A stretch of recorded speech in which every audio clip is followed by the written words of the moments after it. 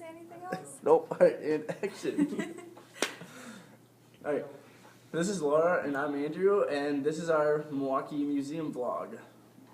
So today we studied the Zuni Pueblo Indians of New Mexico who represent village life. Through analyzing the style of the Zuni Indians, we have found that culture affects posture based on resources we have to achieve everyday tasks needed for survival. So, for example, the Zuni men spend long hours metalworking, spinning thread, and making silver ornaments and jewelry.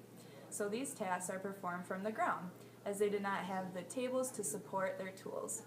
This affects posture by creating a forward head flexion that is controlled by an eccentric action of the neck extensors. The village men are also hunched over their work, creating protraction of the scapulae. Excessive neck flexion and protracted shoulders are also emphasized when the men carry large sticks and heavy loads on their backs with a strap around their forehead. The neck flexors have to control the heavy load pulling back on the forehead, and the back extensors are being excessively loaded.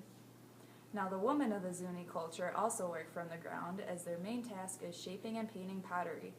The women carried their finished pieces across the uneven terrain on top of their heads, which causes compressive forces on their spinal column, which may result in slight scoliosis. Also, both men and women sitting on the ground while hovering over their work could cause a decrease in lumbar lordosis and decrease in thoracic kyphosis, ultimately creating more of a rounded back. Now, compared to our culture, our environment gives us the opportunity to stand and sit up straighter while performing daily tasks, as most things are risen to our needed heights. Examples include a computer screen that allows our chin to remain parallel to the floor. We eat and do other small daily tasks from risen surfaces such as a table. Also, instead of sitting on the ground to perform tasks, we have the luxury of chairs that are meant to support the natural lumbar curvature of our spine. For carrying heavy objects, we have backpacks that have two straps around the anterior shoulders and other forms of machinery such as wheelbarrows that allow for proper body mechanics. So I looked at the environment and how it influences gait, and I believe the environment can influence gait in many ways, but the one I'm going to focus on right now is the terrain of the environment. So terrain can influence one's gait by having the body adapt to the terrain's patterns in order to create an efficient gait cycle for everyday ambulation. So if you think about the human body or any task that it performs, we do things to maximize production for as little energy expenditure as possible. And in doing so, for gait, the body will develop certain walking patterns to adapt to the terrain or environment that it's exposed to. This is because these functions, such as like walking on uneven surfaces, will determine the structure of our body. And if it undergoes these repetitive loads every day, since our bodies adapt to these stresses and movements, in turn to maximize its functional output. So, in this exhibit of the Eskimos, you can see in the background, obviously it's snowy and there's a rocky, uneven landscape.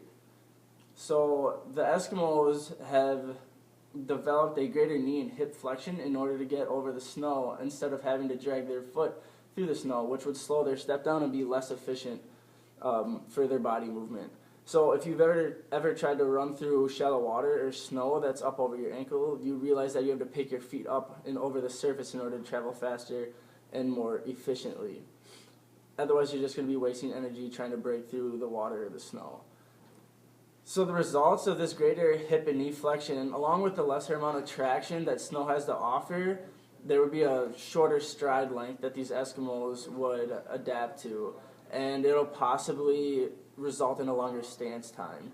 So in comparing these exhibit environments with our own, we need to think about the surfaces that we have constructed for ourselves and walk on primarily every day. So we've built sidewalks that we walk on every day and roads that we travel on, as well as just the flat surfaces that we work on, and we play on level sports fields as well. So you can see we're really not on that many uneven surfaces compared to more like indigenous cultures would be. So our environment is a lot more simplistic in the sense of biomechanics. Our gait patterns allow us to we allow to have a longer stride length because of these flat surfaces, and shoes can also help with this as well. And this is just so we can maximize our function by traveling faster and easier, which is better for our convenience and efficiency. All right, so overall, in relation to physical therapy, this experience has shown me the attention that needs to be paid to the body mechanics our patients have while performing daily activities and how they affect their posture. So the resources they have that can help them achieve good posture while performing these tasks must be assessed during our treatments. But nevertheless, in physical therapy, we do use things. So if you think of the snow the Eskimos were walking on, we use things such as like foam pads, weight shifting techniques, and just uneven surfaces to help people regain their pre-functional status and just increase their stability. And we can think about this in order to maximize just anybody's general stability and decrease the risk for further injuries.